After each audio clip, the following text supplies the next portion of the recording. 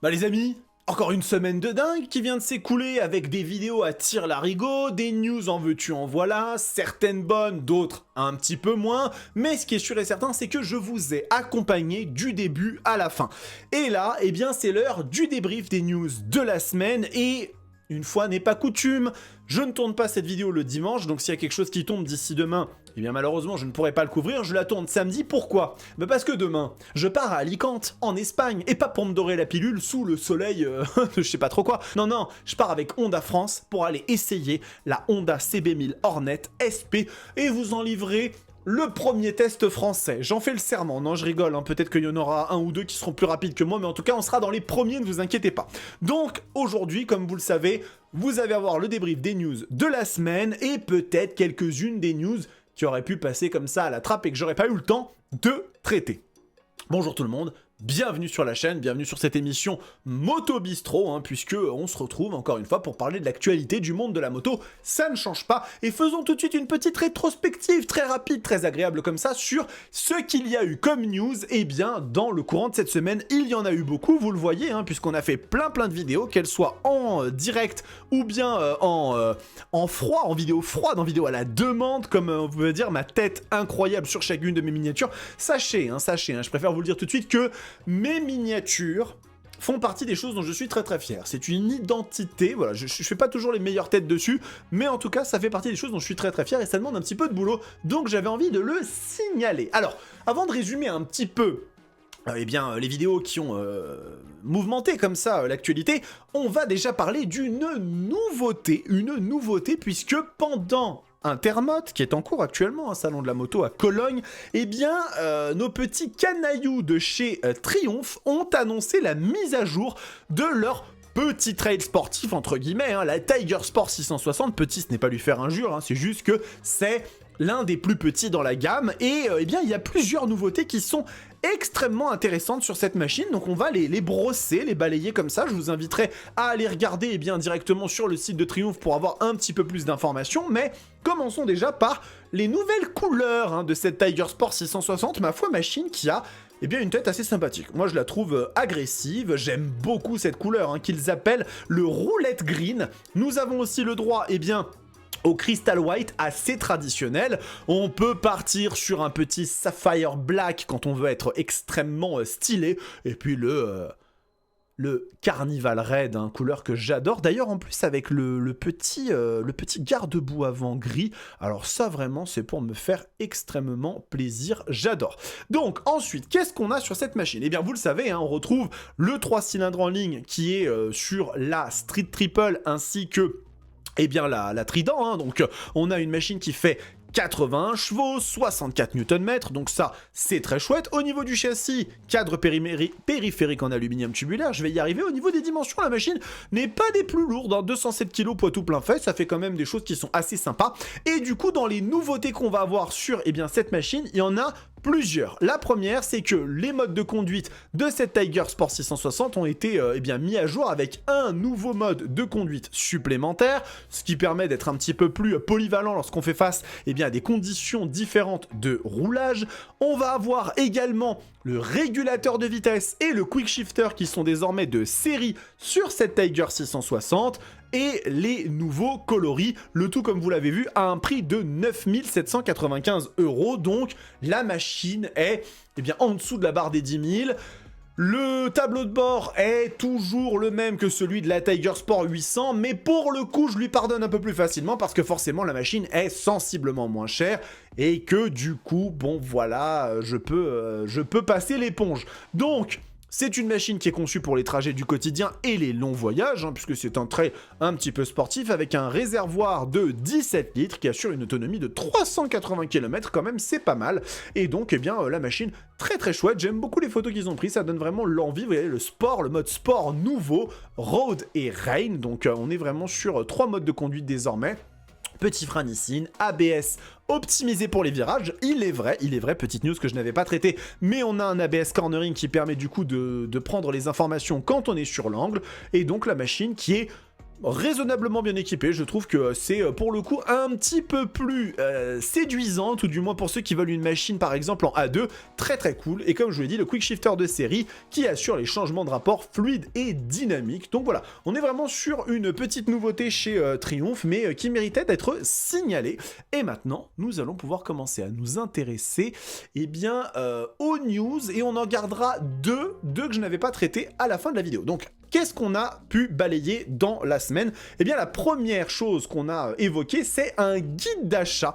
Petit guide d'achat des machines à acheter après le permis A2, des motos sensationnelles. La règle était de partir sur des machines de entre 100 et 130 chevaux. Alors, il y en a certains qui m'ont dit, oui, des motos en dessous de 100 chevaux considérées comme A2, c'est impardonnable. Non, ce que je voulais dire, bien évidemment, c'est que il fallait prendre des petites règles quand même pour donner ça, parce que forcément, sinon, on aurait pu mettre tout et son contraire. Donc, petit guide d'achat très intéressant, je trouve, qui est à regarder. N'hésitez pas, j'y ai mis des machines confortables, des machines avec un look un peu atypique, des motos vraiment un peu dans tous les esprits. Donc, à vous de me dire un petit peu ce que vous en pensez, si vous n'avez pas encore regardé ce guide d'achat, qui, à mon sens, est assez stylé. Maintenant, nous allons parler d'une autre news que j'ai traitée, celle de la RSV4X Extrema, la machine la plus folle que Aprilia n'ait jamais réalisée. Ce n'est ni plus ni moins qu'une... Alors, World Superbike vendue au public, parce qu'on m'a dit MotoGP, fallait pas dire ça. La seule machine au monde aujourd'hui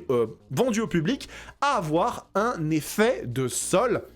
Pas rentrer dans les détails, j'en parle très bien dans la vidéo, mais on va dire que tous les éléments de carénage de la machine contribuent à la plaquer au sol et à donner une adhérence maximale à cette moto. 230 chevaux, 165 kg, 80 000 €, et toutes les motos sont parties en moins de 3 mois. Alors je le sais, quand on se dit qu'il y a des machines chez Ducati qui partent en quelques minutes, mais Ducati, ce n'est pas Aprilia, c'est quand même une boîte un peu plus grande, avec une aura et une reconnaissance bien plus élevée. Déjà, je trouve ça extrêmement chouette. Alors, on a également traité des news qui étaient un petit peu moins, on va dire, positives, Vous le savez, KTM qui traverse en ce moment une grosse crise financière, une très grosse crise financière, la plus grosse crise financière de l'histoire du monde de la moto, je le rappelle quand même, même si ça ne veut pas dire que ça va forcément atteindre les clients, mais quand même, c'est une crise qui a son importance, et cette crise, elle a atteint le MotoGP, puisque KTM aurait annoncé via le média motorsport.com que les développements en MotoGP sont gelés, donc ça n'impacte pas la participation du constructeur en compétition jusqu'en 2027, engagement qu'ils ont tenu auprès de la Dorna. Par contre, le développement des prototypes pour 2027 et des développements actuels sont eux mis en pause jusqu'à février, date des essais à Sepang, donc à suivre, affaire à suivre, mais encore une fois, si vous voulez avoir le détail complet, n'hésitez pas à aller voir la vidéo. Et on me fait remarquer dans le chat que les 80 000 € de la RSV4X Extrema, c'est bien sûr hors taxe, donc ça vaut un petit peu plus cher, mais l'ordinateur pour mettre à jour les cartographies est offert avec quand vous l'achetez, donc tout va bien. Ensuite, j'ai continué dans cette lignée de KTM, puisqu'a priori l'idée c'est d'exploiter le sujet au maximum. Non, c'est de vous informer des choses qui tombent. Je vous ai dit concrètement mon opinion sur est-ce que oui ou non il faut acheter aujourd'hui une KTM. Est-ce qu'il faut acheter les machines de Matigophone dans la crise et la situation actuelle que traverse la marque? Et je donne beaucoup d'arguments, je vous invite à regarder la vidéo si ce n'est pas le cas encore. Mais pour répondre simplement, ma réponse en un seul mot est oui. Je suis fondamentalement convaincu qu'il est toujours possible d'acheter des motos KTM sans grande inquiétude, parce que beaucoup de choses font que la marque ne va pas disparaître. Je vous invite quand même à regarder la vidéo si vous ne l'avez pas fait, mais globalement c'est ainsi que je conclus cet édito sur cette machine. Nouveauté également qu'on a eu annoncé, la nouvelle Ducati Multistrada V2, le crossover mid-size des constructeurs italiens qui a pas mal de petites nouveautés à vrai dire, le nouveau bicylindre de la Street Fighter et de la Panigale V2, ça fait quand même bien plaisir. La machine perd 18 kg sur la balance, ce qui en fait, selon Ducati, la plus légère dans son segment. Beaucoup de nouveautés, beaucoup de choses très sympathiques, avec de la nouvelle technologie, avec une nouvelle ligne entièrement redessinée, des petits déflecteurs pour diminuer l'inconfort thermique, ce qui me fait aussi imaginer que leur nouveau bicylindre, ils n'ont pas totalement résolu les problèmes de chaleur. Nous verrons bien, hein, nous essaierons la machine en temps et en heure quand ce sera disponible. Mais en tout cas, voilà, je voulais également le signaler, le mentionner, puisque ça fait partie des grosses annonces de Ducati pour cette salon d'Intermote à Cologne. Dernière news qu'on a traitée, avant d'entrer dans vraiment les choses dont j'ai pas parlé encore, hein. Eh bien, nous avons eu quelque chose de très intéressant du côté de chez Kawasaki Allemagne, puisque le prix de la Z900 2025 a été révélé, et pour le coup, eh bien, c'est très intéressant, hein, puisque la version SE de cette Z900 serait proposée à 11 795 €, et donc les prix allemands et français étant extrêmement proches en valeur, on pourrait imaginer un prix proche des 11 800, 11 700 € pour cette Z900 SE, ce qui la mettrait directement en face de la CB1000 Hornet. D'ailleurs, vous avez une vidéo que j'ai publiée hier, mais juste à l'instant je l'ai tournée, puisque je suis en train de faire la vidéo en même temps, sur un comparo entre la Z900 et la CB1000 Hornet SP au standard, sur le papier, pour voir un petit peu comment ces deux machines, se mettent l'une en face de l'autre, puisqu'il s'agit quand même de deux roadsters 900 1000 cm3, 4 cylindres en ligne, de 211-212 kg, donc clairement, il y a des trucs à comparer, et donc je vous ai fait une vidéo là-dessus, vous pourrez aller la regarder également. Bon, il nous reste deux petites news à discuter, à traiter comme ça, gentiment. La première, c'est une nouveauté.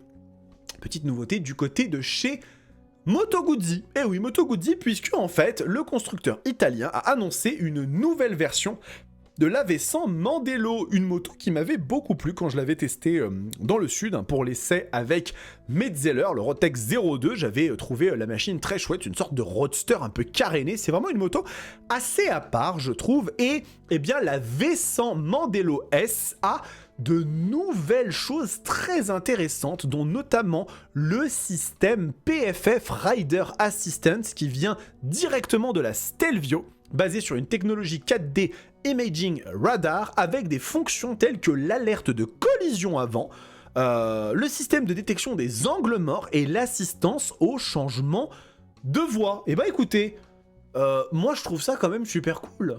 Moto Guzzi, quand même pas la plus grande marque aujourd'hui, on va être honnête, ils font des motos qui sont comme ça, mais c'est pas ceux qui vendent le plus, ce sont pas ceux qui ont les plus gros moyens, et pourtant, ils ont doté leur V100 d'un système de radar, détection de la collision avant, détection des angles morts, assistance au changement de voie, tout ça c'est vraiment très très cool. En plus de ça, on a des nouvelles couleurs, hein, le Verde Ghiaccio et le Rosso Lava, hein, avec des jantes cylindres et des fourches de couleur dorées. J'ai toujours trouvé un charme fou à cette moto. En plus de ça, vous avez une petite version Wind Tunnel, hein, qui est destinée à devenir un modèle le plus convoité par les passionnés de Guzzi dans le monde entier. J'avais même pas regardé à quoi elle ressemblait, mais vraiment pour le coup, elle est très sympa. J'aime beaucoup cette couleur, c'est très très joli. Donc voilà, la V100 Mandello, ça fait vraiment partie des machines que j'aimerais tester. Il me faut un partenaire là, un partenaire chez Moto Guzzi. Je vais creuser la question.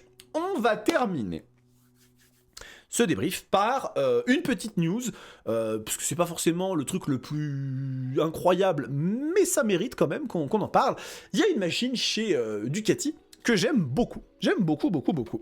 Cette moto, c'est une moto pleine de charme parce qu'elle est généreuse, elle est débordante. Il s'agit de la Diavel V4, le Power Cruiser de Bologne, qui est ultra sexy. Cette moto, elle est vraiment incroyable. J'avais trouvé quelques petits défauts, mais bon sang, quelle générosité. Ce moteur V4 Gran Turismo de la Multistrada qui délivre 167 chevaux et des quantités de couple astronomiques. Vraiment, c'est super agréable à conduire. Ça reste agile malgré un énorme pneu arrière qui lui donne un charme fou, de la technologie, et vraiment, la moto a toujours fait partie de mes petits favoris chez Ducati, hein, et d'ailleurs, on a fait une petite liste des 9 motos que j'aimerais posséder si j'avais argent illimité. Je pense qu'en fait, je la mettrais peut-être dedans, cette Diavel V4. Écoutez, pour la nouvelle année, la prochaine saison, Ducati a annoncé une nouvelle couleur pour la Diavel V4 qui n'est pas le Ducati Red, hein. Celle-là on la connaît, on en a marre, hein. Faites des nouvelles couleurs, je sais que c'est impossible, il faut que celle-là reste au catalogue bien sûr, mais il s'agit de la Black Roadster. Regardez-moi comme elle est magnifique. Je la trouve vraiment incroyable. Pour le coup, j'adore ce nouveau coloris. J'espère que Murit en rentrera une en démo pour que je puisse vous la tester, remettre à jour l'essai de la Diavel, mais avec cette couleur noire comme ça, avec des petites touches de jaune. Elle est vraiment très sympathique. Et du coup, pour vous refaire rapidement le portrait, hein, on va dire, de la moto, je vous le refais comme ça, vous avez les chiffres. Hein. 168 chevaux, d'ailleurs, pris un petit cheval au passage, 126 Nm à 7500 tours-minute, ça fait extrêmement plaisir. Et puis, des équipements qui sont vraiment de très bonne qualité. Hein. Regardez, on retrouve notamment une suspension de très bonne qualité. On n'a pas eu de Diavel V4S encore, ça aurait été chouette. Au niveau des freins, on a du Brembo Stylema, donc ça c'est très cool. Machine qui fait 223 kg en ordre de marche sans le carburant. Alors bon, la Diavel, c'est pas la moto la plus légère, hein, on le sait, hein, elle a son poids, mais elle est extrêmement agile pourtant, hein, elle se manie très bien. Et pour le coup, je trouve que cette nouvelle version en couleur Black Roadster lui va à merveille. J'espère très rapidement pouvoir vous la filmer et en faire quelques petits shorts et reels, au moins si je n'ai pas la possibilité de vous la tester. Voilà les amis pour le débrief des news de la semaine sur la Roadsters TV, avec les petites news que je n'avais pas eu le temps de traiter. Et là actuellement, au moment où vous serez en train de regarder cette vidéo, moi je serai très probablement aussi en train de dîner avec les gens de chez Honda, les journalistes et potentiellement les créateurs de contenu. Je ne sais pas qui part, hein, donc là ça va vraiment être découverte. Et je serai en train de me préparer pour le lendemain aller rouler la CB1000 Hornet et vous donner enfin mon opinion sur celle qui est très probablement la moto la plus attendue de l'année. Donc j'ai qu'une hâte, c'est de vous tester ça et de vous dire ce que j'en pense. Cette vidéo est finie les amis, j'espère qu'elle vous a plu, n'hésitez pas à vous abonner à la chaîne, ça soutient concrètement le travail que je fais. Petit like et commentaire aide au référencement de la vidéo et en plus de ça, me permet d'en savoir un petit peu plus sur vous, c'est toujours bien de connaître sa communauté. En attendant, vous avez plein de contenu qui vous attend, n'hésitez pas. Puis bien évidemment, prenez soin de vous, kiffez vos bécanes. Ciao!